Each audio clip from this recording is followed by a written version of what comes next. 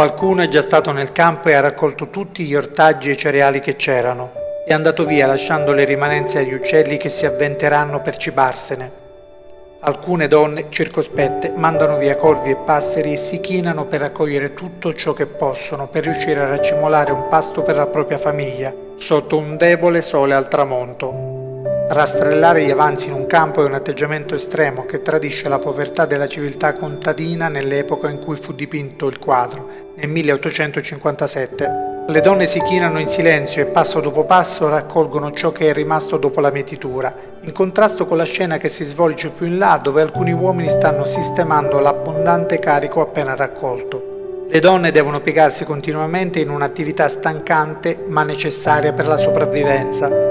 Le spigolatrici di Millet ripercorre con estremo realismo uno dei temi più cari all'artista, il mondo contadino. Millet era un artista impegnato nel sociale e spesso nelle sue opere denunciava le lotte di classe del suo tempo, conferendo ai contadini un'importanza e una dignità eccezionali.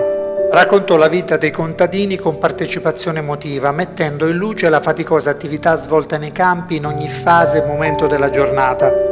Le spigolatrici fu presentato nel 1857 al Salon di Parigi dove, come era prevedibile, provocò scandalo e ostilità nei ricchi borghesi dell'Ottocento che si sentirono accusati indirettamente da tanta rappresentazione della povertà. Ad incrementare la credine contribuivano anche le grandi dimensioni del dipinto che enfatizzava alcuni particolari delle tre donne, le mani screpolate dal duro lavoro e le facce rugate e scurite dal sole, gli abiti miseri. L'atteggiamento dimesso, dignitoso, valse loro l'appellativo di Le tre grazie dei poveri.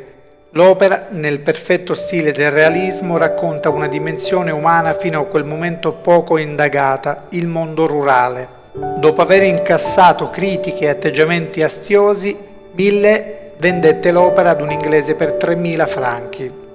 Passò nelle mani di tanta gente e fu persino utilizzato come simbolo del patriottismo francese e riprodotto in volantini propagandistici che sarebbero serviti per reclutare soldati nella Seconda Guerra Mondiale. Inoltre influenzò artisti come Renoir, Seurat, Pissarro, Van Gogh. Inizialmente esposto al Louvre, il dipinto venne trasferito al Museo d'Orsay a Parigi.